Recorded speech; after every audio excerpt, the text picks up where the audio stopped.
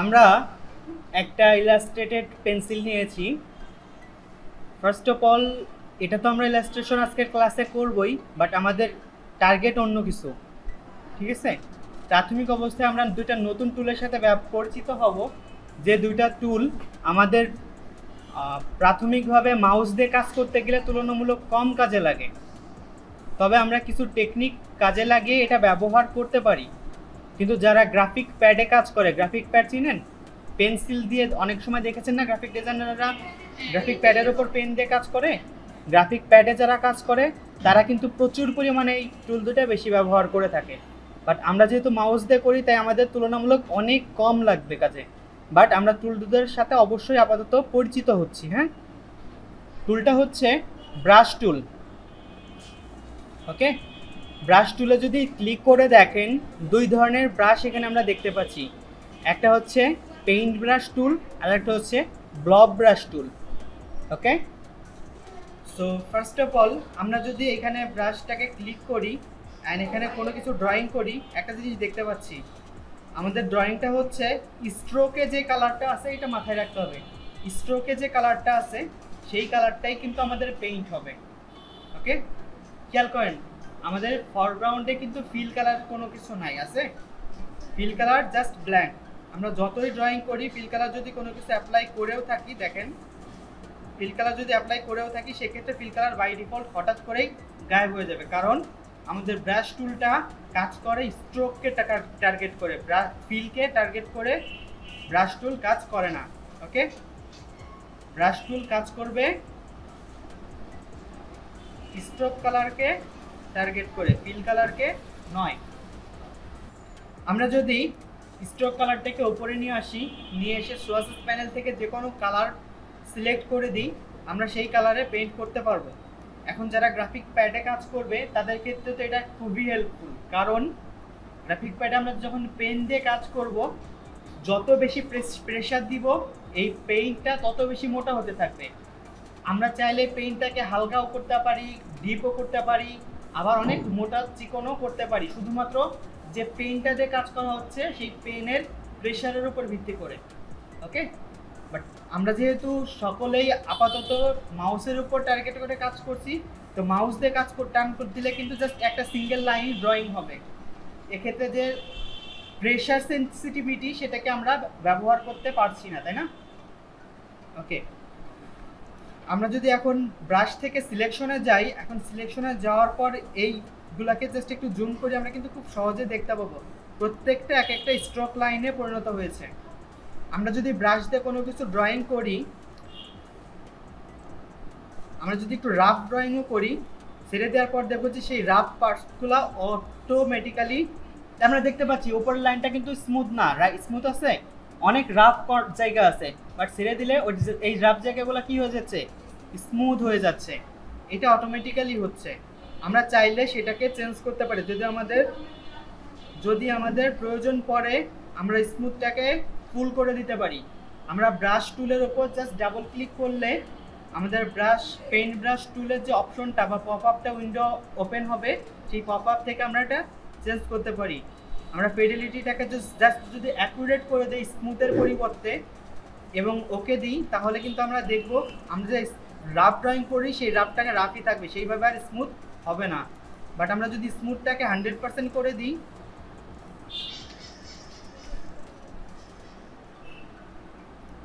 অনেক বেশি স্মুথ হয়ে যাবে।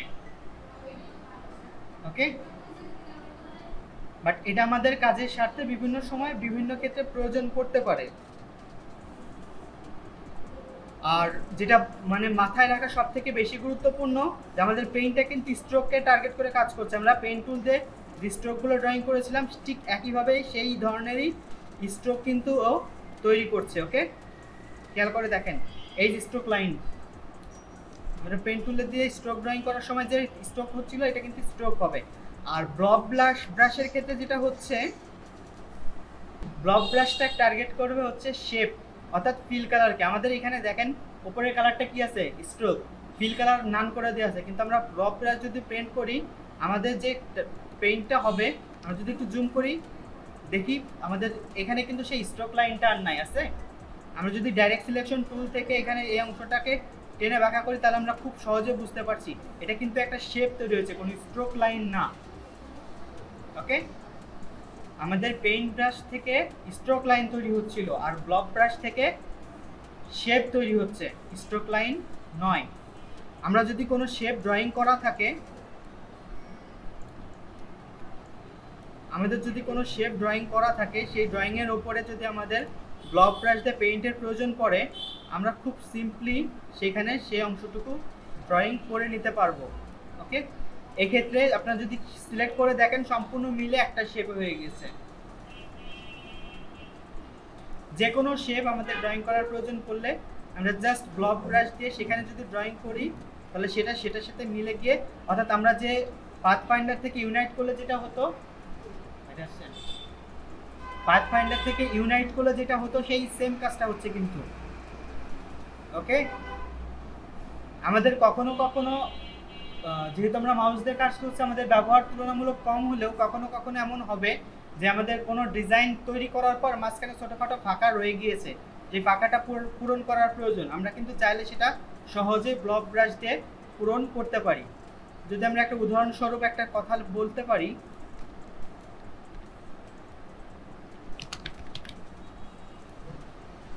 আমরা একটা টেক্সট লিখেছি অ্যাপেল, এমন অনেক সময় আমাদের প্রয়োজন পড়তে পারে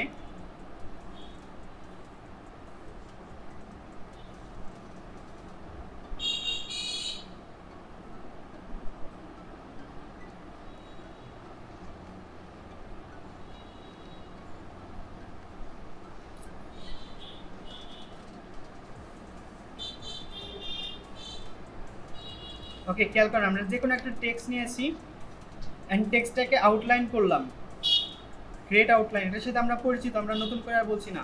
টেক্সটটাকে আউটলাইন করলাম, এখন আমাদের টেক্সটটাকে যদি আমরা আনগ্রুপ করে যে কম্পাউন্ড পার্টটাকে আছে সেটা রিলিজ করতে যাই, তাহলে আমাদের সবগুলার যে গ্যাপ আছে সেই গ্যাপগুলো পূরণ হয়ে যাচ্ছে। বাট আমরা যদি চাই আমাদের কোনো সিঙ্গেল একটা গ্যাপ পূরণ হোক, আমরা কিন্তু সেটা ব্লক ব্রাশ দিয়ে করতে পারি। জাস্ট ধরে নিচ্ছি যে আমরা পি এর মাঝে যে ফাঁকাটুকু আছে এটুকুকে পূরণ করে দিতে যাচ্ছি। এক তো শেপ বিল্ডার দিয়েও আমরা এটা করতে পারি, শেপ বিল্ডার দিয়েও এখানে ক্লিক করলে হবে। অপর ক্ষেত্রে আমরা ব্লক ব্রাশ দিয়ে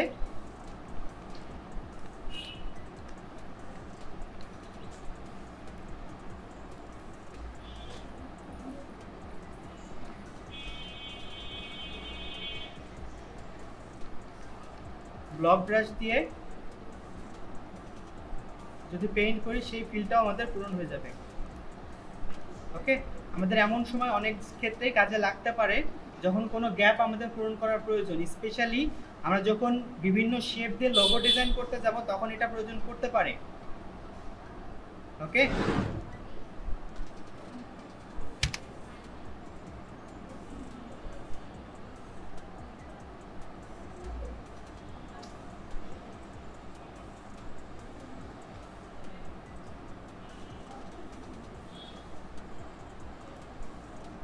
খেয়াল করেন এখানে একটা নেগেটিভ স্পেস দিয়ে একটা মাসের শেপ ঢোকানো হয়েছে এস এর ভিতরে, তাই না? এটা করা হয়েছে কিভাবে? প্রথমে এস এর যে ফাঁকাটা আছে, দুইটা বাহুর মাঝখানে যে একটা ফাঁকা স্পেস ছিল, সেই স্পেসটাকে কিন্তু প্রথমে পেইন্ট করেই হোক বা পেইন্ট টুল দিয়েই হোক পূরণ করে ফেলা হয়েছে। ওকে, তারপর একটা মাসের যে ফিশ আছে সেই ফিশটার শিলহুড ভার্সন, আমরা শিলহুডের সাথে পরিচিত, শিলহুড ভার্সনটা এখানটা নিয়ে আসা হয়েছে। নিয়ে আসে পর এই এস এর উপরে সুন্দর মতো এই ফিশটাকে প্লেস করে পাথফাইন্ডার থেকে মাইনাস ফ্রন্ট করে দেওয়া হয়েছে, হয়ে গিয়েছে লোগো। ওকে, এই ধরনের কিন্তু অনেক কিছু আছে। এই যদি খেয়াল করেন ইউএস এর যে লোগোটা, এখানে যে এস আছে, ইউ এবং এর মাঝখানে যে গ্যাপটা আছে সেটা কিন্তু প্রথমে পূরণ করা হয়েছে। সেটা পেইন্ট ব্রাশ দিয়ে ব্লক ব্রাশ দিয়ে পূরণ করা হোক অথবা শেপ দিয়ে পূরণ করা হোক, প্রথমে পূরণ করা হয়েছে। পূরণ করার পরে তারপরে গিয়ে একটা এস নিয়ে এসে ওইখানে বসিয়ে পাথফাইন্ডার থেকে মাইনাস ফ্রন্ট করে দেওয়া হয়েছে। তাই এক্ষেত্রে আমরা যে ব্রাশটা ব্যবহার করছি হয়তো আমাদের আপাতত এটা খুব বেশি ব্যবহার লাগছে না, তবে ভবিষ্যতে কাজে লাগতে পারে। ওকে, এখন এটা তো ছিল আমাদের ব্রাশের সাথে পরিচিতি। আমরা এই ব্রাশটার একটু অ্যাডভান্স ব্যবহার শিখবো এখন। ওকে, আমরা যে পেন্সিলটা এখানে নিয়ে এসেছিলাম, আমরা পেন্সিলটাকে জাস্ট একটু ড্রয়িং করার জন্য স্ট্রেট করে নিচ্ছি, অথবা আমরা চাইলে পাশাপাশিও করতে পারি, সমস্যা নেই। আমরা যদি চাই এটার উপর না করে পাশাপাশি করব, সেটাও করতে পারি। সো ফর এক্সাম্পল আমরা পাশেই করি, নিজের ইচ্ছা মতো ওটা থেকে আমরা একটু বড় করে ড্রয়িং করি। তিনটা শেপ নিয়ে নিচ্ছি, অল্টার প্রেস করে কিন্তু আমরা শেপগুলোকে কপি করছি। আচ্ছা, এখানে মজার আরেকটা জিনিস আছে, এই জিনিসটা হয়তো আপনাদেরকে বলা হয়েছে কিনা I don't know. For example আমরা এই শেপটাকে অল্টার প্রেস করে এখানে কপি করে নিয়ে আসছি। হ্যাঁ, আমাদের সেম কাজটা যদি আবারও করার প্রয়োজন পড়ে, আমরা সেম কাজটা আবারও না করে সিম্পলি কিবোর্ড থেকে কন্ট্রোল ডি প্রেস করলে ওই কাজটা অটোমেটিক্যালি বারবার হতে থাকবে। ওকে, কন্ট্রোল ডি, জি, কন্ট্রোল প্লাস ডি। নোট কোথায়? একই কাজ বারবার করার জন্য আমাদেরকে কন্ট্রোল ডি প্রেস করতে হয়। ওকে, তো আমরা প্রাথমিকভাবে এটাকে নিলাম, দেন কন্ট্রোল ডি দিয়ে এটাকে ডুপ্লিকেট করে নিলাম। ওকে, প্রাথমিক অবস্থায় আমাদের এখানে তিনটা কালার প্রয়োজন। আমরা আই ড্রপার দিয়ে জাস্ট কালারগুলোকে নিয়ে নিচ্ছি আমাদের পাশে থাকে ইমেজ পেন্সিল থেকে।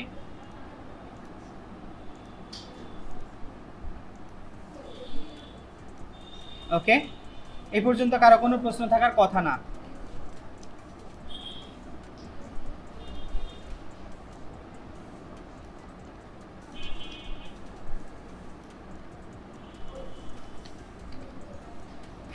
এখন আমাদের আরও একটা শেপ দরকার। আমরা একে তো পারতাম যে শেপটা এখান থেকে এই পর্যন্ত ড্রয়িং করতে একদম এন্ড পয়েন্টে, বাট আমরা ড্রয়িং করার ক্ষেত্রে একটু সুবিধা পাওয়ার জন্য এই শেপটাকে এটার উপরে কিছুটা উঠিয়ে দিব। ওকে, আমরা যদি ওভারলে করি এটাকে দেখতে পাবো। ওকে, আমাদের আউটলাইন দেখার সুযোগ আছে, মনে আছে আউটলাইন দেখেছিলাম কিভাবে? আচ্ছা, খেয়াল করেন এবার। যদি আমরা বলি যে আমরা এটা কেন উঠাই দিলাম, সেটা একটু সমাধান করি আগে। আচ্ছা, উপরের অংশটুকু একটু ড্রয়িং করে নিই, তাহলে না থাক, দরকার নেই, একটু দেখাই নিই। খেয়াল করেন, আমরা কি করব, একটু শর্টকাট করার স্বার্থে এখানে যে পেন্সিলের শেপ তিনটা নিয়েছি না, এই তিনটাকে সুন্দরভাবে একবারে রাউন্ড করব। জাস্ট কন্ট্রোল প্রেস করে সবগুলোকে একবারে সিলেক্ট করা অবস্থায় কন্ট্রোল প্রেস করলে আমাদের ডটগুলো শো করছে। ওকে, কন্ট্রোল প্রেস করলে এই ডটগুলো শো করছে, জাস্ট টান দিলে রাউন্ড হয়ে গেল। ওকে, এখন আমরা এই শেপটা ওপরে কেন উঠিয়ে দিয়েছি সেটার ব্যাখ্যা দেখি। এটা যখন ওপরে উঠেছে, এই পাশেরগুলোও কিন্তু ঠিক একইভাবে রাউন্ড হয়েছে। আমাদের এই পাশেরগুলো তো রাউন্ডের প্রয়োজন নেই। আমরা যদি শেপটাকে একেবারে কিনারে বসাতাম, তাহলে আমাদের এই পাশেরটা আবার একটা একটা করে এডিট করার প্রয়োজন পড়তো। আমাদের এত ঝামেলার প্রয়োজন নেই, আমরা জাস্ট কভার করে দিয়েছি। ওকে, এখন আমাদের দরকার এখানে একটা ট্রায়াঙ্গেল। আমরা এক তো রেক্টেঙ্গেল শেপ নিয়ে তার থেকে, এক মিনিট, আমরা একটু পারফেক্ট স্কোয়ার নেই, হয়তো সুবিধা হবে। দেন ডিলেট অ্যাঙ্কর থেকে একটা অ্যাঙ্কর ডিলিট করে দিলে আমাদের একটা ট্রায়াঙ্গেল চলে আসছে। সেটাকে একটু সাইজ চেঞ্জ করে দিয়ে আমরা এখানে প্লেস করে দিয়ে, আচ্ছা একটু খেয়াল করেন, আমরা যদি এখন এটাকে ছোট বড় করতে চাই আমাদের একটু প্রবলেম হচ্ছে, কারণ আমাদের যে ট্রান্সফর্মটা শো করছে সেই ট্রান্সফর্মটা এমন আড়াআড়িভাবে শো করছে, তাই না? এই ট্রান্সফর্মটাকে আমরা সোজা করে নেব যাতে আমাদের এটা ছোট বড় করতে সুবিধা হয়। কিভাবে? সিম্পলি জাস্ট পাথ ফাইন্ডারে যাব অ্যান্ড ইউনাইটে ক্লিক করব। এখন আমাদের ট্রান্সফর্মটা কিন্তু অ্যাঙ্গেলের থেকে ওপর নিচ বরাবর চলে আসছে, তাই না?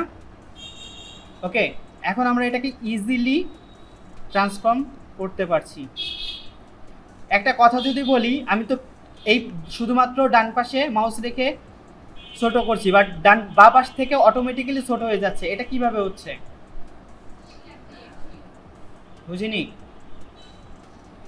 নো, কিবোর্ডের অল্টার প্রেস করে যদি আপনি এটা করেন, তাহলে ডান পাশেরটা আপনি ছোট করলে বাঁ পাশেরটা অটোমেটিক্যালি ছোট হবে। এটা আমাদের কাজকে স্পিড আপ করার জন্য ব্যবহার করতে হবে। ওকে, আমরা তো একটা এটা করতে পারতাম, প্রথমে এই পাশ থেকে টেনে এখানে আনলাম, তারপর এই পাশ থেকে টেনে এখানে আনলাম, এটা তো করতে পারতাম। বাট আমাদের এটা করলে পরে কি হতো, এটা নয় ছোটোখাটো একটা শেপ, এটা ছোটোখাটো একটা শেপ হয়তো খুব বেশি টাইম লাগছে না, বাট অধিকাংশ সময় যখন আমরা বড় বড় শেপ নিয়ে কমপ্লেক্স শেপ নিয়ে কাজ করব তখন আমাদের এটা বিভিন্ন রকম প্রবলেম ফেস করতে হতে পারে এটা নিয়ে। আচ্ছা আমরা এটা এখন জাস্ট টেনে কিছুটা নিচের দিকে নামিয়ে নিয়ে আসলে অ্যান্ড অ্যারেঞ্জ থেকে সেন্ড টু ব্যাক করে দিলে হয়ে যাবে। মেবি এখানে একটু গ্যাপ রয়েছে, আমরা একটু কাজ করতে পারি এখান থেকে, এই গ্যাপটাকে পূরণ করার জন্য যেহেতু গ্যাপ রয়েছে একটা অ্যাঙ্কর পয়েন্ট অ্যাড করে এটাকে টেনে নিচের দিকে নিয়ে আসলে আমাদের অ্যাঙ্করটা বাদ হয়ে গেল, ডিলিট হয়ে সরি গ্যাপটা পূরণ হয়ে গেল। শেপটা কিন্তু এখন এরকম হয়ে গিয়েছে দেখতে, ভেতরে পেছনে যাই থাক আমাদের ডাজেন্ট ম্যাটার, আমাদের লুকটা ঠিক আছে কিনা সেটা গুরুত্বপূর্ণ। ওকে, এই পর্যন্ত কারো কোনো প্রশ্ন আছে? আচ্ছা খেয়াল করেন এবার পরবর্তীতে আমাদের এখানে একটা গ্রেডিয়েন্টের কাজ আছে, গ্রেডিয়েন্টের কাজে যাওয়ার আগে আমরা এই শেপটাকে আবারও অল্টার চেপে ধরে জাস্ট কপি করে নিয়েছি, ভেতরের দিকে কিছুটা ঢুকিয়ে দিয়ে আমরা এখানটা সামান্য একটু রাউন্ডেড করে দিলাম।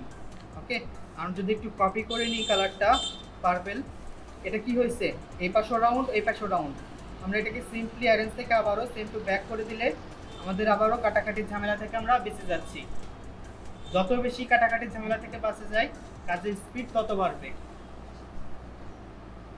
আর তা না হলে আমাদের কি করতে হতো, আবার এটা সিলেক্ট করতে হতো, এটা সিলেক্ট করতে হতো, শেপ বিল্ডারে যেতে হতো, এটাকে কাটতে হতো, তারপর আবার বাকি অংশটাকে ডিলিট করতে হতো, কি ঝামেলা দরকার। অ্যারেঞ্জ থেকে সেন্ড টু ব্যাক করে দিলাম, এটা তো তাও আমরা মাউস থেকে দেখাচ্ছি। কিবোর্ডের ক্ষেত্রে কিবোর্ড শিফট কন্ট্রোল কি চেপে ধরে ক্লোজিং থার্ড ব্র্যাকেট দিলে ওটা অটোমেটিক চলে গেল, ঝামেলা শেষ। ওকে, আমাদের পেন্সিল শেপটা কমপ্লিট হয়েছে। আচ্ছা এখন এখানে একটা গ্রেডিয়েন্ট কালার আছে, গ্রেডিয়েন্ট কালার আছে সিলভার একটা গ্রেডিয়েন্ট, তাই না? সিলভার যে গ্রেডিয়েন্ট আছে এই গ্রেডিয়েন্টটা আমরা তৈরি করব। যদি আমরা গ্রেডিয়েন্টটাকে এখানে যা আছে হুবহু তাই করতে চাই তাহলে আমরা কয়েকটা শেপ নিয়ে কালারগুলোকে কপি করে নিতে পারি। কিভাবে সেটার সাথে একটু পরিচিত হই।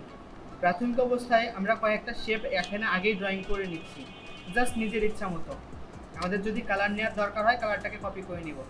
একটা শেপকে ক্লিক করে নিয়ে এটা এই শেপগুলো কিন্তু আমাদের কোনো কাজের না, শুধু এইখানকার কালারটাকে কপি করার জন্য আমরা শেপটাকে ব্যবহার করছি।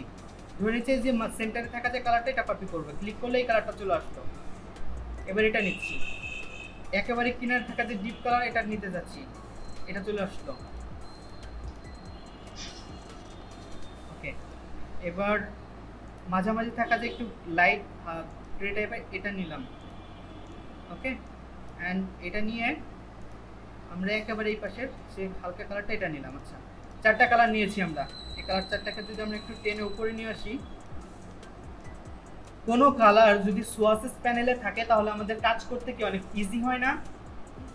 কেননা সোয়াসেস প্যানেল থেকে জাস্ট একটা ক্লিক করলে কালারটা চলে আসে, তাই তো? এখন আমরা যে চারটা কালার নিয়েছি এই গ্রেডিয়েন্টের থেকে এই চারটা কালারকে আমরা সোয়াসেসে অ্যাড করে নিব। এই চারটা কালার কিন্তু সোয়াসেসে নাই। ওকে, আমি কিন্তু এই চারটা কালারকে আমরা সোয়াসেসে অ্যাড করে নিব আমাদের কাজের সুবিধার্থে।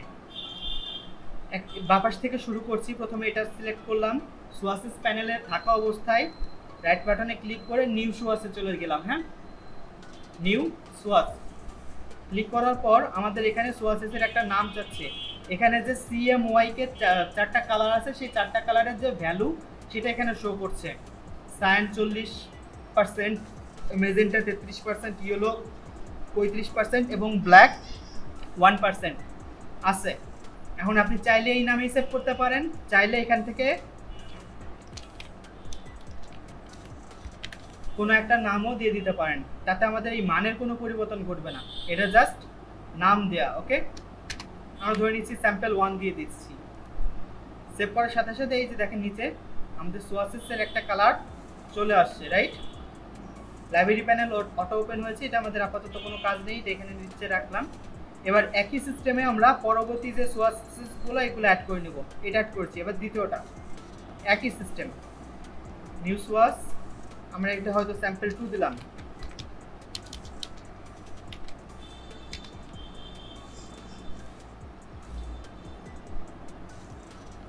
এটা স্যাম্পল 3 দিলাম,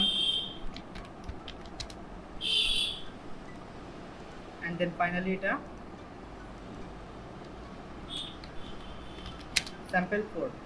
নিজের ইচ্ছা মতো নাম না দিলেও কোনো সমস্যা নেই। আমরা এখন দেখতে পাচ্ছি এগুলো একটা যদি আমরা ডিলিট করে দিই তাতে কোনো সমস্যা নাই। এখানে আমরা সোয়াসেসের 4টা নতুন কালার দেখতে পাচ্ছি, রাইট? এইভাবে আমরা যে কোনো কালার সোয়াসেসে অ্যাড করে নিতে পারবো। ওকে, এখন আমরা চলে যাচ্ছি এই সেকশনটাকে গ্রেডিয়েন্ট করার জন্য। জাস্ট এখানে ক্লিক করলাম, আমরা ফিল কালারে আসি, এই পাশে খেয়াল করেন ফিল কালারে আসি, সেখান থেকে গ্রেডিয়েন্টে ক্লিক করলাম। কিবোর্ড শর্টকাট হচ্ছে গ্রেটার দেন বলে মেবি। ওকে, এখানে ক্লিক করলাম। ক্লিক করার পর আমাদের গ্রেডিয়েন্ট কালার তো এখানে চলে আসে, বাট আমাদের এই ধরনের গ্রেডিয়েন্টটা এখানে তৈরি করে নিতে হবে। সো ফার্স্ট অফ অল আমাদের এখানে এইটা ক্লিক করার পর কারো কারো ক্ষেত্রে এই গ্রেডিয়েন্ট প্যানেলটা অটোমেটিক্যালি অন হয়ে যেতে পারে, আর যদি না হয় সিম্পলি আপনি গ্রেডিয়েন্ট প্যানেলে ক্লিক করে এটাকে অন করে নেন। ওকে, গ্রেডিয়েন্ট প্যানেলে যাওয়ার পর এখানে যে গ্রেডিয়েন্ট বারটা আসছে সেখানে আমাদের জাস্ট লেফট সাইডে হোয়াইট এবং রাইট সাইডে ব্ল্যাক, জাস্ট 2টা কালার আছে। ওকে, প্রজেক্টরের সাইডে কেটে গিয়েছে, হয়তো দেখতে একটু প্রবলেম হতে পারে। একটা কালার আছে। আচ্ছা, আমরা গ্রেডিয়েন্ট প্যানেলটাকে একটু টেনে নিয়ে আসছি বাইরে আপনাদেরকে বোঝানোর স্বার্থে। এখন তো দেখা যাবে ঠিক মতো।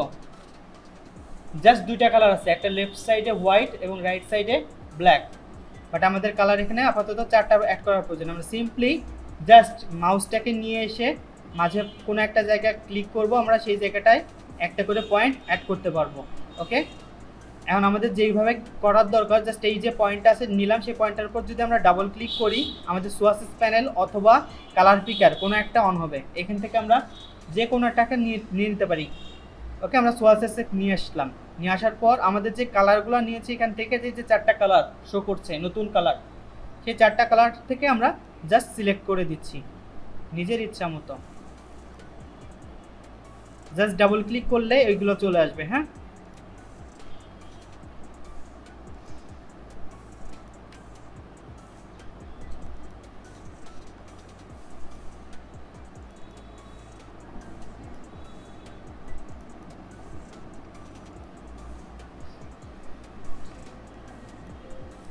এরপর যদি আমাদের এডিট করার প্রয়োজন পড়ে আমরা চাইলে এটা এডিট করে নিতে পারি। যদি এখান থেকে এডিট করতে প্রবলেম মনে হয় আমরা সিম্পলি গ্রেডিয়েন্ট প্যানেল যেখানে ছিল সেখানে ওকে রেখে দিলাম। আমরা এখন গ্রেডিয়েন্ট টুলে চলে যাচ্ছি। হ্যাঁ, এখানে আমাদের গ্রেডিয়েন্ট বারটা শো করবে। আমরা এখন অনেকটা জুম করে নিব। জুম করে নিলে আমাদের এখানে গ্রেডিয়েন্টটা শো করছে। মানে ইচ্ছা মতো এটাকে আগে পিছে করে নিতে পারি।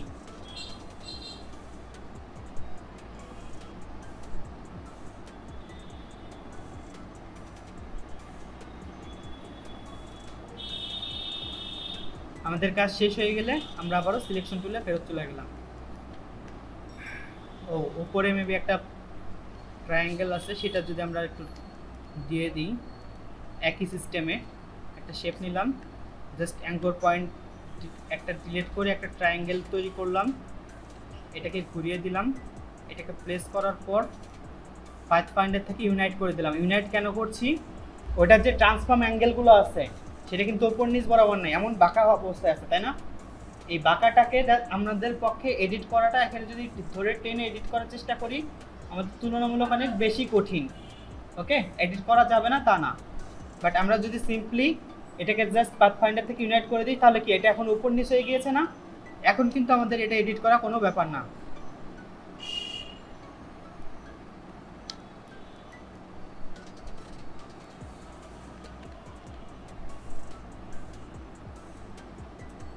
আমাদের এখানে লাইব্রেরি প্যানেল আছে, এটার কোনো কাজ নেই, আমরা এটা কেটে দিচ্ছি। চাইলে আমরা এটাকে এইভাবে সিলভার টাইপের কোনো একটা কালারে রাখতে পারি, অথবা ব্ল্যাক যদি থাকে ব্ল্যাকও দিয়ে দিতে পারি, নো প্রবলেম। ওকে, এখন আমাদের আসল কাজ। প্রাথমিক অবস্থায় আমাদের একটা শেপের এখানে পেন্সিলের প্রয়োজন ছিল, আমরা ড্রয়িং তো করে নিয়েছি। এখন কোনো না কোনো কারণে এই পেন্সিলটাকে বাঁকানোর দরকার। ওকে, আমরা যদি কন্ট্রোল জিতে গ্রুপ করে নিই, এখন আমরা সিলেকশন টুলতে সিলেক্ট করলেও সম্পূর্ণটা একবারে নড়ছে। আমাদের যদি বাঁকানোর প্রয়োজন পড়ে, এটা কিন্তু রীতিমতো এখান থেকে অনেক কঠিন কাজ হয়ে যাবে, কারণ এগুলো অনেকগুলো শেপ আছে। এই প্রত্যেকটা শেপকে কি এখন আপনি একটা একটা করে এডিট করবেন? আপনি একটা জিনিস পারেন, সেটা হচ্ছে এখান থেকে আবার নতুন করে আর একটা পেন্সিল ড্রয়িং করে তার সাথে এটা এইভাবে করে বাঁকা করে দিলেন। বাট আমরা এত হ্যাসেলের মধ্যে যাব না। ওকে, এটাকে ইজিলি কিভাবে করতে পারি সেটা দেখি। আমরা কি করব, যে পেন্সিলটা আছে, আমরা ইলাস্ট্রেটরকে বলবো এই পেন্সিলটাকে সে একটি ব্রাশ হিসেবে কাউন্ট করুক। ওকে, এই পেন্সিলটাকেই সে একটি ব্রাশ অপশন হিসেবে কাউন্ট করুক। আমরা চলে যাব সোয়াসেস প্যানেলের পাশেই সাধারণত ব্রাশেস থাকবে, খেয়াল করবেন। ওকে, ব্রাশেসে যাওয়ার পর রাইট ক্লিক করে নিউ ব্রাশ। আমাদের ক্যালিগ্রাফি স্টাইলের অনেকগুলো অপশন আছে, বাট আমাদের আপাতত যেহেতু ক্লাসের সময় কম, যেটা প্রয়োজন সেটা হচ্ছে আর্ট ব্রাশ। ওকে, আর্ট ব্রাশটা সিলেক্ট করলাম। সিলেক্ট করার পর আমরা জাস্ট এখান থেকে ওকে দিলাম। কি বলে, selected artwork contains elements that can not be used in art brush. কোন এলিমেন্টস আর্ট ব্রাশে ব্যবহার করা যাবে না? Maybe gradient. এখানে যদি সিলভার টাইপের একটা কালার দিয়ে হয়তো এটা আনত এটাকে আমরা এক্সপান্ড করে দিতে পারতাম, বাট আমরা আপাতত এটাকে শর্টকাটের মধ্যেই রাখছি। নিউ ব্রাশ, আর্ট ব্রাশ, ওকে। ওকে, সো আমাদের art brush 1, art brush 2 something যে কোনো একটা নাম দিতে পারি। আমরা ওকে দিলাম। এখন যদি আমাদের প্রয়োজন পড়ে, ধরে নিচ্ছি যে আমরা আবারও ব্রাশ টুলে ফেরত যাচ্ছি এবং ব্রাশেস প্যানেল থেকে এই ব্রাশটাকে সিলেক্ট করে নিচ্ছি। হ্যাঁ, এখন আমরা যদি এখানে ড্রয়িং করি, আমরা পেন্সিলকে যে কোনোভাবে ইচ্ছা মতো বাঁকা তারা করতে পারবো। ওকে, আমরা যদি এমন অনেক সময় প্রয়োজন পড়ে সোশ্যাল মিডিয়া ক্যাম্পেইনের ক্ষেত্রে, আমরা জাস্ট অ্যাঙ্কর পয়েন্ট অ্যাড করে নিচ্ছি অ্যান্ড মাঝের অ্যাঙ্করটা ডিলিট করে নিলাম। এটা একটা স্ট্রোক লাইন নিয়েছি, আমরা জাস্ট এটাকে ব্রাশ সিলেক্ট করব। ওকে, আমরা পেন্সিলটাকে কিন্তু সুন্দরভাবে বাঁকা করে ফেলেছি। ঠিক আছে, যদি মনে হয় যে আমাদের ব্রাশ সাইজের একটু চেঞ্জ করার প্রয়োজন, আমরা সিম্পলি এখান থেকে স্ট্রোকটা কমিয়ে বাড়িয়ে নিতে পারবো। তাতে করে গ্রেডিয়েন্ট অবস্থায় ওটা নিল না, বাট আমরা যদি ওটা গ্রেডিয়েন্ট অবস্থায় দিই তাহলে আমাদের গ্রেডিয়েন্টটাকে এক্সপান্ড করে নিতে হবে। আমি যদি একটু দেখাই, যেমন এই যে আমাদের গ্রেডিয়েন্টটা ছিল, আমাদের এই গ্রেডিয়েন্টটাকে এক্সপান্ড করতে হবে।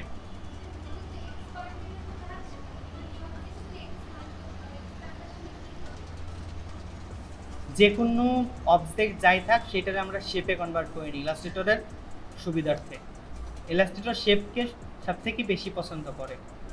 ওকে, আমরা এটাকে এক্সপান্ড করে নিয়েছি, এখন খুব সম্ভবত করা যাবে।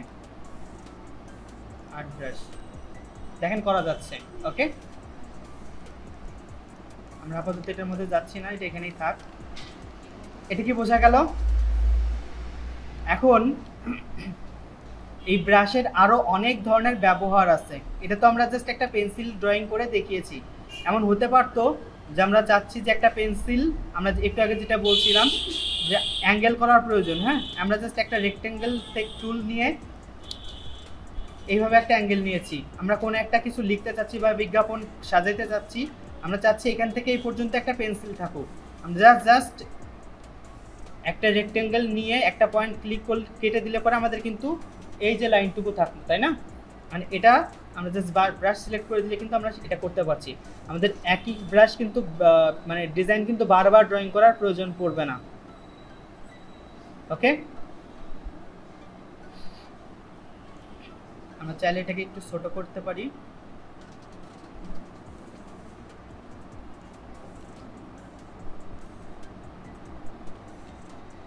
এটাকে অল্টার প্রেস করে একটু কপি করে নিয়ে আসলাম, নিয়ে সেই পাশে বসিয়ে দিলাম। আমরা কিন্তু এখানে কোনো একটা কথা লিখতে পারি।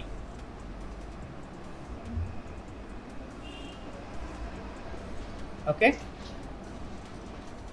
হয়তো বা হোমওয়ার্ক বা অ্যাসাইনমেন্ট এই ধরনের কোনো কর্মকাণ্ডের ক্ষেত্রে আমরা গ্রুপে একটা পোস্ট দিতে চাচ্ছি যে টুমরোস হোমওয়ার্ক বা টুমরোস অ্যাসাইনমেন্ট, এই জাতীয় কথাগুলো কিন্তু আমরা এভাবে ডিজাইন করে তৈরি করে নিতে পারবো। ওকে, এই পর্যন্ত ব্রাশ নিয়ে কোনো প্রশ্ন থাকলে করতে পারেন। আরেকটা জিনিস আমি ব্রাশের সাথে পরিচয় করাবো, খেয়াল করেন। সেটা হচ্ছে আমরা যে কোনো একটা লাইন নিলাম, স্ট্রোক লাইন, যে কোনো একটা স্ট্রোক লাইন নিলাম, নেওয়ার পর আমরা ব্রাশেসে চলে যাচ্ছি অ্যান্ড ব্রাশেস যে মেনুটা আছে এখান থেকে চলে যাচ্ছি ওপেন ব্রাশ লাইব্রেরি। ওকে, এখানে অনেকগুলো অপশন আছে, আমরা সবগুলো একটার মধ্যেই পাবো। সো এত ঝামেলা না করে ব্রাশ লাইব্রেরি থেকে ওয়াকম 6D ব্রাশে চলে যাচ্ছি। এক মিনিট,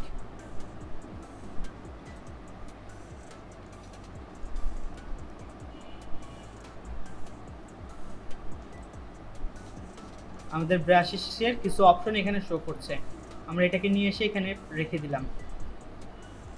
আমরা এখন ইচ্ছা মতো এখানে যে অপশনগুলো আছে সেগুলো ব্যবহার করতে পারবো। আমরা সিঙ্গেল লাইন নেওয়ার কারণে হয়তো এই অপশনগুলো ব্যবহার করা যাচ্ছে না, আমরা পরবর্তী অপশনগুলো ব্যবহার করলে সেটা দেখতে পাবো। আমাদের এই ধরনের অ্যাবস্ট্রাক্ট লাইন বা টেক্সটের অনেক সময় ডিজাইনের প্রয়োজন পড়তে পারে। ওকে, আপনি যখন পেন টুল দিয়ে করতে যাবেন তখন এই ধরনের অ্যাবস্ট্রাক্ট ডিজাইন করা রীতিমতো প্রচুর কঠিন।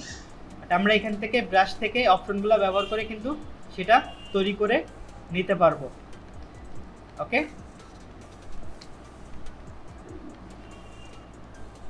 আমি যদি এখানে একটা টেক্সট লিখতাম,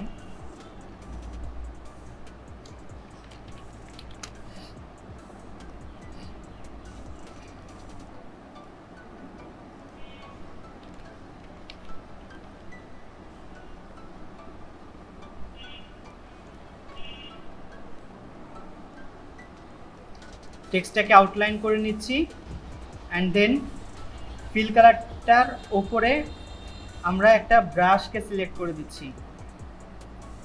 সাইজটা অনেক বড় আছে, আমরা সাইজটা জাস্ট একটু কমিয়ে দিচ্ছি। আচ্ছা, কালারটা আমাদের ব্ল্যাক প্রয়োজন, তাহলে আমাদের দেখতে ক্লিয়ার লাগবে। দেখেন টেক্সটের উপরে একটা আলাদা ধরনের ডিজাইন চলে আসছে। ওকে, এটা কিন্তু আমরা চেঞ্জও করতে পারি।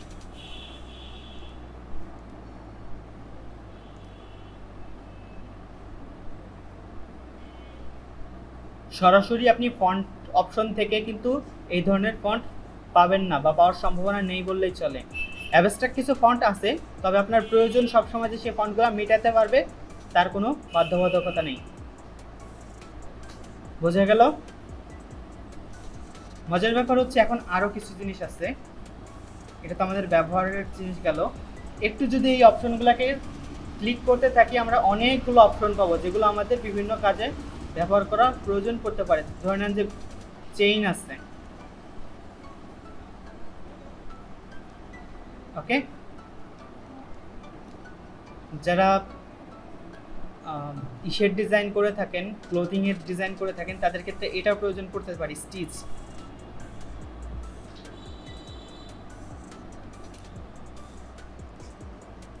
আর অনেক অপশন আছে, অপশনগুলো আপনারা চেক করে দেখবেন, প্রত্যেকটা যেহেতু এখন দেখানো সম্ভব হচ্ছে না। ওকে, একসারি পিঁপড়া খুব সহজ, জাস্ট আমরা এখান থেকে ক্লিক করে দিচ্ছি।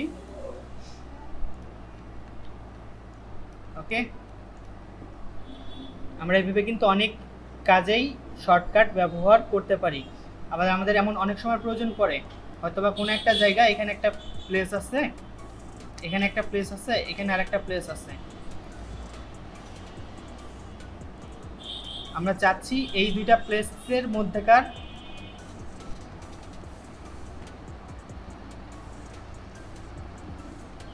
জার্নি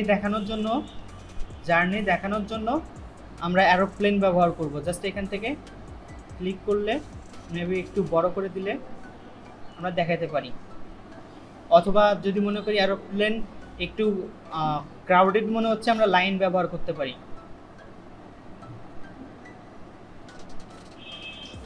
ঠিক আছে, এগুলা প্যাটার্ন ব্রাশ। ওকে, আমাদের প্রয়োজন অনুসারে এখান থেকে আমরা বিভিন্ন ব্রাশ অপশন ব্যবহার করতে পারি। এটা মেবি কাটা তার, হ্যাঁ।